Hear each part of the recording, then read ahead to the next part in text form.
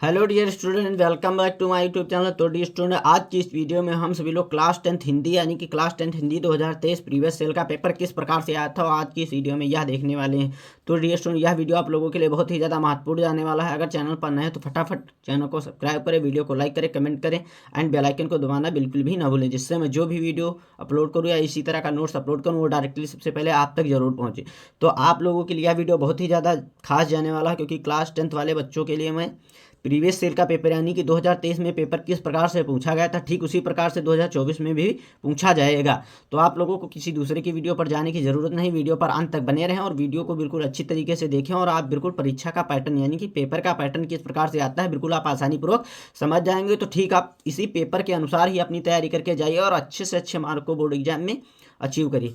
तो यहाँ पर बिना किसी देरी के शुरू करते हैं अपनी इस वीडियो को। तो सबसे पहले यहाँ पर क्या डालना होता है, अनुक्रमांक यानी कि हमारा रोल नंबर हो जाता है यहाँ पर, और यहाँ पर आपका नाम पड़ेगा और इसके बाद सिग्नेचर भी होंगे कक्षा अध्यापक के। और इसके बाद मुद्रित पृष्ठों की संख्या यानी कि हमारा ये पेपर कितने पन्नों का है या पेज का है, तो 8 है, यानी कि हमारे मुद्रित पृष्ठों की संख्या कितनी है, 8। और ये 2023 हिंदी का पेपर है और वो भी क्लास 10th का।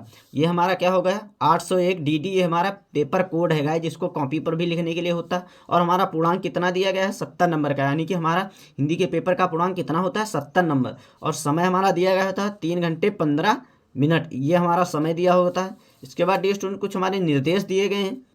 तो पहला हमारा निर्देश दिया गया, प्रारंभ के 15 मिनट परीक्षार्थियों को प्रश्न पत्र पढ़ने के लिए निर्धारित, यानी कि प्रारंभ के 15 मिनट जब परीक्षार्थी को पेपर दिया जाएगा तो 15 मिनट यानी कि परीक्षार्थी प्रश्न पत्र को बिल्कुल अच्छी तरीके से पढ़ें जिससे समझ में आ जाए। उसके बाद निर्देश नंबर 2 दिया गया, प्रश्न पत्र खंड आ तथा खंड बा में विभाजित है। निर्देश नंबर 3, प्रश्न पत्र खंड के आ में बहुकल्पीय प्रश्न है जिसमें सही विकल्प का चयन करके ओमार सीट पर नीले अथवा काले बॉल पॉइंट पेन से सही विकल्प वाले गोले को पूर्ण रूप से काला करें।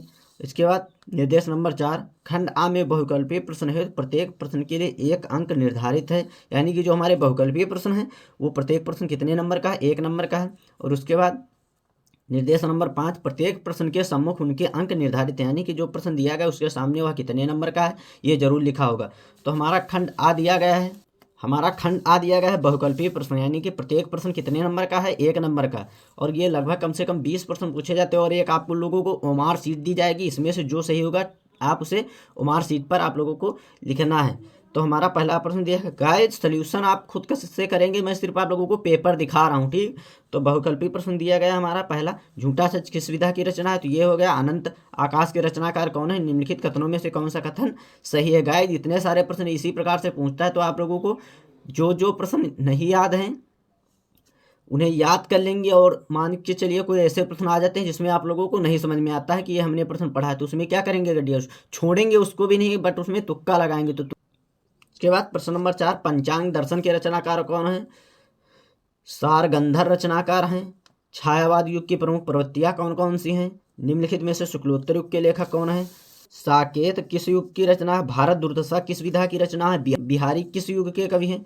नाना वाहन नाना वैसा बिहसे शिव समाज ने देखा, को मुखहीन विपुल मुख काहू, बिन पद कर कोहु न बाहु, बाहु बाहु उपयुक्त पंक्ति में कौन सा रस है। गाइस इसी प्रकार से सारे के सारे प्रश्न पूछे गए हैं, मैं आप लोगों को सारे के सारे प्रश्न दिखा रहे हैं, आप सोल्यूशन आप खुद से करना जिससे आप लोग अच्छी तरीके से आप लोगों की तैयारी हो जाए। ये प्रश्न नंबर 12, कहीं पर बिखर गई वह भग्न विजय माला श्री उपयुक्त पंक्ति में कौन सा अलंकार है। रोला किस प्रकार का छंद है, निर्जन शब्द में किस उपसर्ग का प्रयोग किया गया है, धनुष का पर्यायवाची लिखिए। गाइस ये सारे के सारे आप लोगों के ओमार सीट पर करने हैं, ऐसे कॉपी पर नहीं लिखना है, एक ओमार सीट दी जाएगी उसी पर किया जाएगा। भलाई शब्द में कौन सा प्रत्यय है, सड़दर्शन में कौन सा समास है, मतिभी शब्द की विभक्ति एवं वचन लिखिए। हार्यत्र शब्द का संधि विच्छेद कीजिए। और प्रश्न नंबर 20 दिया गया है, पठिस्थित धातु का पुरुष एवं वचन क्या है, यानी कि इसमें वचन लिखना है। ये सारे 20 क्वेश्चन गाइस पूछे जाते हैं, तो आप लोगों के 20 नंबर बिल्कुल पक्के कर लेना है आप लोगों को। इसके बाद ये सुनो, अब खंड बा शुरू होता है। खंड बा में क्या होता है, तो यहाँ पर देखते हैं, निम्नलिखित गद्यांश पर आधारित 3 प्रश्नों के उत्तर दीजिए। यानी कि गाइस ये हमारा एक गद्यांश दिया गया है और इसमें से कौन कौन से प्रश्न पूछता है। जैसे कि प्रश्न ले लेते हैं, हमारा प्रश्न नंबर पहला है, यानी कि इस प्रकार से पैराग्राफ दिया गया होता है और उसी में से प्रश्न ये पूछता है। तो प्रश्न नंबर हमारा पहला दिया, उपयुक्त गद्यांश का संदर्भ लिखिए, यानी कि इसका संदर्भ लिखना है। और प्रश्न नंबर 2, रेखांकित अंश की व्याख्या कीजिए, यानी कि जितना जो इस पर काली लाइन खींची गई इसकी व्याख्या करना है। धर्म चक्र कहाँ पर स्थित है। तो गाइस जितने सारे ये प्रश्न हैं ये डायरेक्टली इसी पैराग्राफ से पूछे गए हैं, तो आप लोगों को अपने मन से कुछ लिखने की जरूरत नहीं है। इस पैराग्राफ को आप ध्यान से पढ़ेंगे और ये सारे सारे प्रश्न इसी पैराग्राफ से करेंगे। इसी प्रकार से अथवा करके एक दूसरा दिया गया है, यानी कि अगर आप लोगों को पहला वाला पता है तो आप पहला वाला कीजिए, अगर दूसरा वाला पता है तो आप लोग दूसरा वाला कीजिए। तो अथवा करके हमारा दूसरा भी दिया गया, इसमें भी प्रश्न यही पूछा गया है कि उपयुक्त गद्यांश का संदर्भ लिखिए, गद्यांश के रेखांकित अंश की व्याख्या कीजिए, उपयुक्त गद्यांश में कहाँ के दृश्यों का चित्रण किया गया है। तो गाइस ये बिल्कुल आप लोगों को इस पैराग्राफ ये जिस लेसन से लिया गया है उस लेसन का नाम और संदर्भ लिखेंगे, लेखक का नाम लिखेंगे, ये हमारा संदर्भ में हो जाएगा। इसके बाद स्टूडेंट अब हम बात करते हैं पद्यांश की, यानी कि पद्यांश में किस प्रकार से पूछता है। गाइस दिए गए पद्यांश पर आधारित 3 प्रश्नों के उत्तर दिए, यानी कि 3 प्रश्न, प्रत्येक प्रश्न कितने 2 नंबर का होता है, तो 6 नंबर आप लोगों को बिल्कुल पक्के करना है। इसी प्रकार से हमारा का करके दिया गया है, यानी कि 22 का का। तो ये इसमें भी यही प्रश्न पूछे गए, उपयुक्त पद्यांश का संदर्भ लिखिए, रेखांकित अंश की व्याख्या कीजिए और प्रस्तुत पद्यांश में किसे भाग्यशाली बताया गया। यानी कि आप जब इसे अच्छी तरीके से पढ़ेंगे ना तो ये सारे के सारे प्रश्नों का उत्तर इसी पैराग्राफ में आप लोगों को मिल जाएगा और आप लोगों के 6 नंबर बिल्कुल कहीं नहीं जाने वाले। अथवा करके दूसरा हमारा दिया गया और इसमें भी यही प्रश्न पूछा, उपयुक्त पद्यांश का संदर्भ लिखिए, रेखांकित अंश की व्याख्या कीजिए, भारत देश किस प्रकार का तीर्थ है।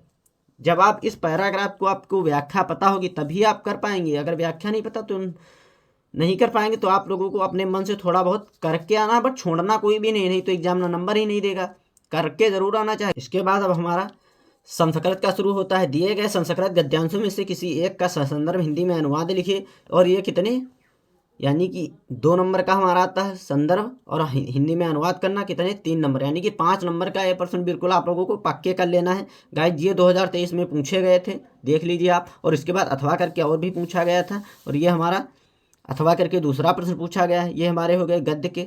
अब हम देखते हैं पद्य के। तो पद्य में हमारा कौन कौन से आए हैं।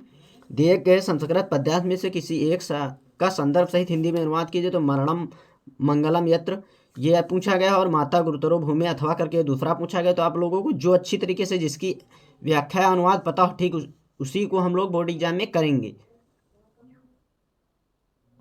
इसके बाद गया जब प्रश्न नंबर 3 की बारी प्रश्न, यानी कि इस प्रश्न को करने पर हमें 3 नंबर मिलते हैं। तो अपने पठित खंडकाव्य के आधार पर निम्नलिखित प्रश्नों में से किसी एक प्रश्न का उत्तर दीजिए। तो यानी कि एक प्रश्न कितने नंबर का आता है 3 प्रश्न 3 नंबर का आता है। तो आप लोग देख लीजिए यहाँ पर ये सारे के सारे प्रश्न पूछे गए हैं 2022 में, नहीं सॉरी गाइस, ये सारे के सारे प्रश्न पूछे गए हैं 2023 में। तो आप लोगों को यानी कि लखनऊ जिले के लिए जय सुभाष लागू हो तो आप लोगों को जय सुभाष का अच्छी तरीके से तैयार करना। जहाँ के लोगों के लिए जो लगे वो आप लोग अच्छी तरीके से तैयार करके जाएंगे, क्योंकि ये एक ऐसा प्रश्न है कि ये हर बार पूछा ही पूछा जाएगा। यानी कि ये 3 नंबर आप लोगों को बिल्कुल रट के जाना है, तैयार करके आप किसी भी तरह सोच लीजिए कि इसको हमें तैयार करके जाना है तो जाना है।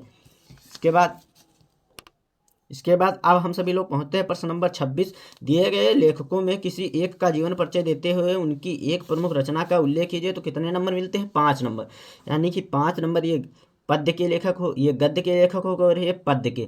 तो आप लोगों को 10 नंबर बिल्कुल पक्के करने हैं। तो हमारी यूट्यूब प्रोफाइल पर जाकर अन्य वीडियो को यानी कि जीवन परिचय की वीडियो को देखकर अच्छे से अच्छे तरीके से जीवन परिचय तैयार कर लीजिए। तो हमारा दिया गया है आचार्य रामचंद्र शुक्ल का जीवन परिचय लिखे, भगवत शरण उपाध्याय का या डॉक्टर राजेंद्र प्रसाद का। 3 पूछे गए, इसमें से 3 में से करना सिर्फ एक का है, जिसे आप लोग अच्छी तरीके से कर सके ठीक उसी को करना है।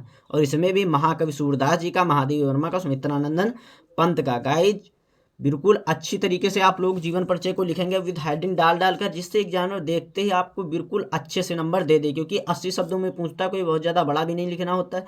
तो आप लोग बिल्कुल अच्छी तरीके से लिखेंगे। इसके बाद हमारा दिया गया है संस्कृत का थोड़ा, अपनी पाठ्य पुस्तक से कंठस्थ की कोई एक श्लोक लिखे जो इस प्रश्न पत्र में ना है। यानी कि एक ऐसा श्लोक भी आप लोगों को याद करके जाना है और कितने नंबर का आता है 2 नंबर का।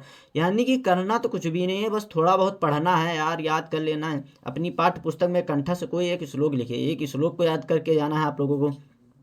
निम्नलिखित में से किन्हीं दो प्रश्नों के संस्कृत में उत्तर दीजिए। तो गाइस ये आपकी किताब से ही जो लेसन है उसी से प्रश्न पूछे गए हैं और प्रत्येक प्रश्न 2 नंबर का होता है, यानी कि 2 प्रश्न पूछता है तो 2 नंबर के यानी कि 4 नंबर हो जाएंगे 2 प्रश्न करने से। इसके बाद डियर स्टूडेंट यहाँ पर शुरू होता है, निम्नलिखित में से किसी एक विषय पर निबंध लिखिए। आतंकवाद की समस्या एवं समाधान पर, बेरोजगारी की समस्या एवं समाधान पर, छात्र का अनुशासन और प्रदूषण की समस्या एवं समाधान। गाइस ये कितने नंबर का आता है? 9 नंबर का। बिल्कुल आप लोग 9 नंबर तो ठोक के आने हैं, क्योंकि ये निबंध क्या कुछ भी आप लिख सकते हैं यार, 2 3 4 पेज का आप बना के बिल्कुल अच्छी तरीके से लिख के धुआं धुआं कर देंगे जाके।